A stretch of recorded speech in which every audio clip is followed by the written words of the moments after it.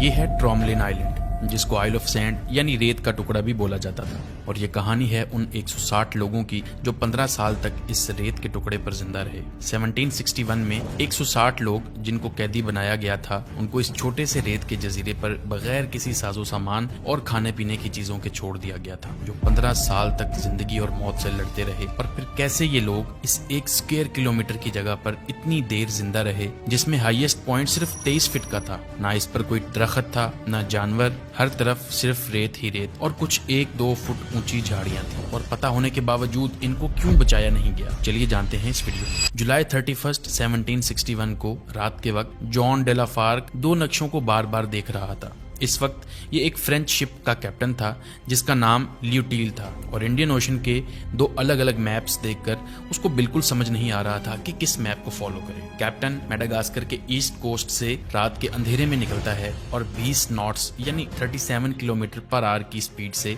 चलती हुई बोट को गाइड करने लगता है। लेकिन उसको भी नहीं पता चलता कि वो लोग गलत रास्ते पर चल रहे हैं, क्योंकि जो मैप उसके पास था वो ठीक नहीं था। इन हालात में उसको शिप को स्लो करके सुबह तक वेट करना चाहिए था, लेकिन कैप्टन वक्त जाया नहीं करना चाहता था। कैप्टन के साथ 140 लोगों का क्रू था। कैप्टन जॉन ने आइल ऑफ फ्रांस, जो अब मॉरिशस है, वहां से मेडागास्कर तक बीफ और राइस पहुंचाने थे। शिप को कुछ दिन में आइल ऑफ फ्रांस में वापस आना था, लेकिन कैप्टन एक और जगह पर शिप को रोकता है एक इल्लीगल काम करने के लिए, जिसके बारे में सिर्फ कैप्टन और इसके क्रू को ही पता होता है। बीफ और राइस से जो पैसे मिलने थे, इससे कहीं ज्यादा पैसे इस इल्लीगल काम को करने से मिलने वाले थे कैप्टन को। कैप्टन को सिर्फ आइल ऑफ फ्रांस की बजाय यहाँ पर रोड्रिगस आइलैंड पर जाके वो सामान उतारना था और बाद में आइल ऑफ फ्रांस चले जाना था बीफ और राइस लेके। अब डेक के नीचे जो इल्लीगल सामान था वो थे 160 मेलागैसी लोग, यानी क्रिश्चियंस, जिनमें बच्चे, बड़े, मर्द और औरतें शामिल थे।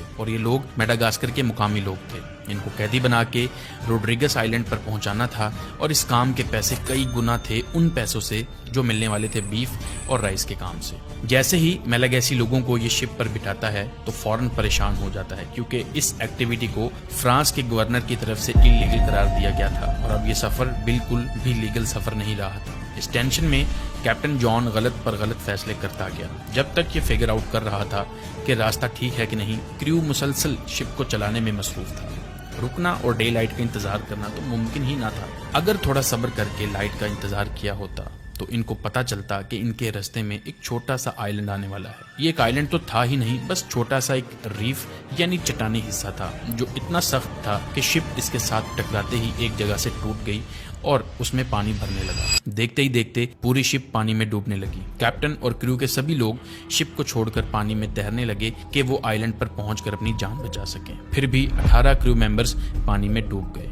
इससे भी खौफनाक बात यह थी कि शिप के डेक में 160 मेलागैसी लोग फंस गए थे, और अपनी मदद आप के तहत वो शिप से जान बचाने के लिए निकले, लेकिन उस जगह से जहां से शिप टूटी थी, और वहां से बाहर की तरफ आइलैंड पर जाने लगे। और सुबह पता चला कि 120 क्रू मेंबर्स और 80 मेलागैसी ही जिंदा बचे हैं। बदकिस्मती से इस वक्त वो आइल ऑफ सैंड पर फंस चुके थे, और ये देखकर उनकी हलक सूखने लगी कि ये एक छोटा सा रेत का टुकड़ा है जो 1 स्क्वायर किलोमीटर साइज से भी छोटा है, और एक तरफ से खड़े होकर दूसरी तरफ से भी पानी ही दिख रहा था। इस पर हाईएस्ट पॉइंट सिर्फ 23 फीट का था, जिस पर खड़े होकर दूर से कुछ नजर तक नहीं आ रहा था। आइल ऑफ सैंड दुनिया की सबसे गंदी जगह थी फंस जाने वालों के लिए। फ्रांस ने इस जजीरे को 1720 में डिस्कवर किया था। ये 300 मील north west of Reunion island में और 280 मील ईस्ट ऑफ मेडागास्कर में है, यानी इंडियन ओशन में है। ये आइलैंड पहले वोल्केनो था जो मिलियंस ऑफ ईयर्स तक चलता रहा, और बाद में पानी का लेवल बढ़ने के साथ ये नीचे होता गया। आइल ऑफ सैंड पर अगर कुछ था तो वो था सिर्फ रेत और कुछ जगह पर छोटी सी घास। इसके अलावा कुछ भी नहीं,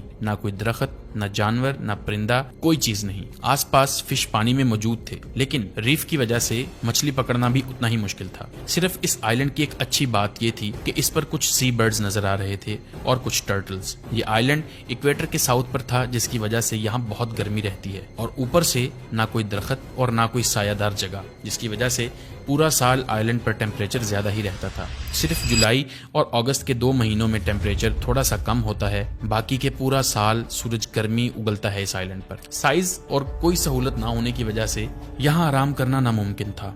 खतरनाक साइक्लोन्स और ट्रॉपिकल स्टॉर्म्स की वजह से बारिश रुकने का नाम ही नहीं लेती थी, और सबसे बड़ा मसला पीने का साफ पानी था, क्योंकि समंदर का पानी पीने के काबिल नहीं था। आइलैंड पर आते ही कैप्टन जॉन जैसे पागल सा होने लगा, जिसकी सबसे बड़ी वजह थी मेलागैसी को इलीगल ट्रांसपोर्ट करना। कुछ से तो वो पीछा छुड़ा चुका था, लेकिन काफी उसके साथ ही थे। लेकिन अब इसको कोई पैसा नहीं मिलने वाला था, ऊपर से ये हरकत छुप नहीं सकती थी। इससे भी बड़ा मसला था कि कोई इनको रेस्क्यू करेगा भी कि नहीं। कैप्टन के पागल बिहेवियर को देखकर लोगों ने उसको कैप्टनसी की कमांड से आजाद कर दिया। बाद में फर्स्ट लेफ्टिनेंट बार्थेलेमी कैस्टेलन ड्यूवर्नांट ने कमांड संभाली और जिंदा रहने की कोशिश करने लगा। आइलैंड पर जो कुछ था उसको इकट्ठा करने की कोशिश शुरू हो गई। कुछ लोग तैरकर टूटी हुई शिप से सामान निकालने लगे। ऐसा करने से उनके पास काफी मिकदार में खाना और सामान इकट्ठा हो चुका था। लेकिन अभी भी मसला ये था कि पीने का पानी कहाँ से आएगा, वो भी इतने लोगों के लिए। क्रू ने हर चीज का कंट्रोल अपने पास रखा। मेलागैसी को कम तर होने की वजह से सबसे कम खाना दिया जाता था, जिससे 8 मेलागैसी भूख से ही मर गए शुरू के कुछ दिनों में। उनके मरने के बाद नए कैप्टन ने इन पर ध्यान दिया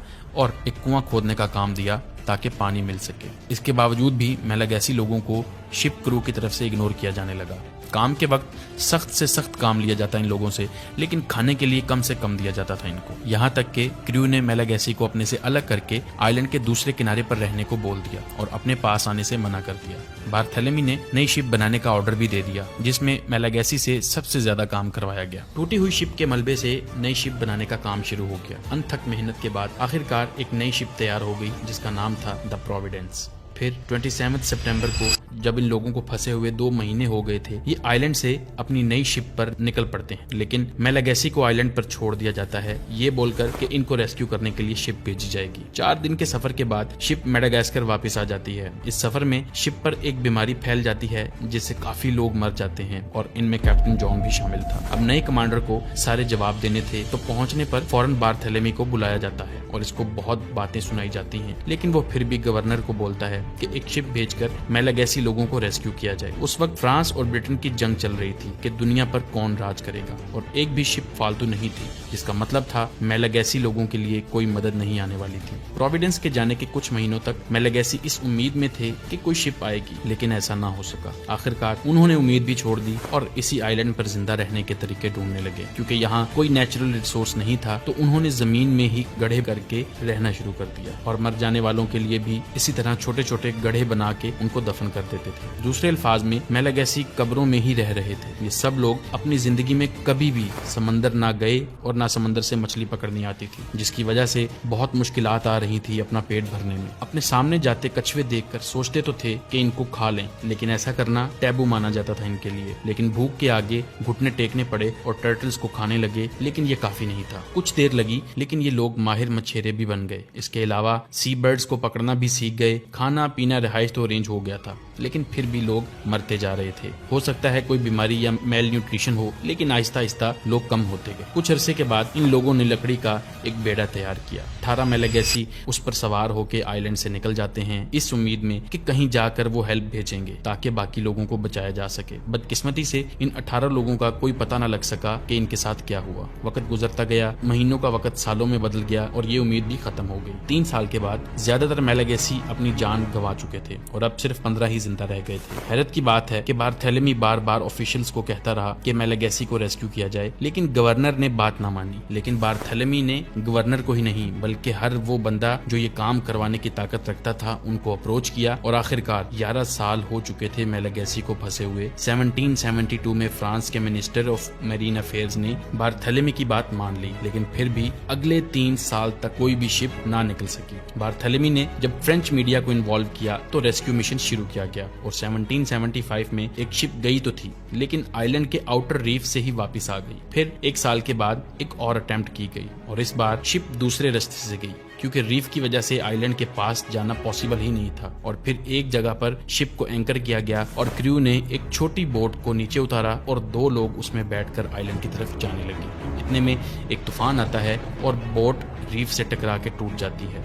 दोनों सेलर्स पानी में गिर जाते हैं। एक आइलैंड की तरफ निकल जाता है और दूसरा शिप की तरफ, और साथ ही शिप अपना एंकर उठा के सब लोगों को वहीं छोड़ के वापस चली जाती है। अब वो एक क्रू मैन भी मैलागैसी कम्युनिटी का हिस्सा बन चुका था और लोगों के साथ मिलके एक बेड़ा बनाने का काम शुरू कर देता है। इस बेड़े में सी बर्ड्स के पंखों को इस्तेमाल किया गया और जब ये पूरा हुआ तो सेलर अपने साथ 6 मैलागैसी को लेके इंडियन ओशन में चला जाता है, लेकिन बाद में किसी को नहीं पता चलता कि इनके साथ भी क्या हुआ। बाकी के बचे हुए मैलागैसी फिर से उम्मीद लगा लेते हैं कि कोई आएगा, लेकिन वक्त के साथ ये उम्मीद भी खत्म हो जाती है। अब इस चीज की आदत सी हो चुकी थी इन लोगों को कि शायद इनकी किस्मत में नहीं है इस आइलैंड से बाहर जाना, और ये अपनी जिंदगी नॉर्मल लोगों की तरह ही गुजारने लग जाते हैं। फिर 29 नवंबर 1776 में एक छोटी सी फ्रेंच वॉरशिप जिसका नाम डॉफिन था इस आइलैंड पर आती है, जिसको कमांड कर रहे होते हैं कैप्टन जैक्स मैरी बुदीन दे ट्रॉमलिन। आइलैंड के हालात देखकर ये लोग सहम जाते हैं। 80 में से सिर्फ 7 औरतें ही बची थीं और उनके साथ एक छोटा सा बच्चा जो इसी आइलैंड पर ही पैदा हुआ था,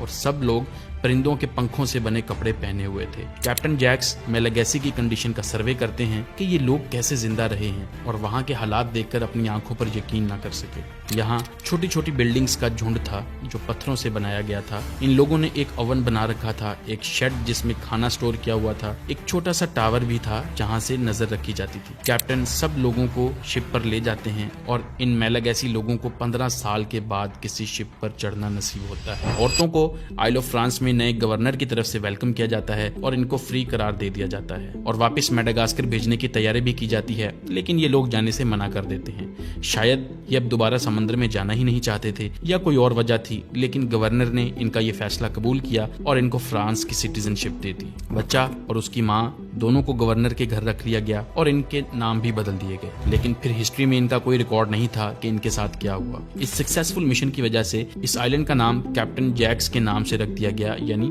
ट्रॉमलिन आइलैंड, और आज भी इसका यही नाम है। 300 साल के बाद ये जगह एक इम्पोर्टेंट आर्कियोलॉजिकल साइट बन चुकी है, जिस पर 2006 से अब तक 4 एक्सपीडिशंस हो चुकी हैं कि कैसे ये लोग 15 साल तक जिंदा रहे। एक्सपीडिशन से पता चला कि ये लोग जो कुछ मिल सकता था उसको इस्तेमाल करके अपने काम में लाते थे, जैसे शिप के मलबे से कॉपर निकाल के उसके बर्तन बनाए, रहने के लिए छत बनाई, कोई औजार भी बनाए, हाथ के बने हुए चम्मच, ज्वेलरी, रिंग्स और भी बहुत कुछ किया गया जिंदगी को जारी रखने के लिए और मसरूफ रहने के लिए।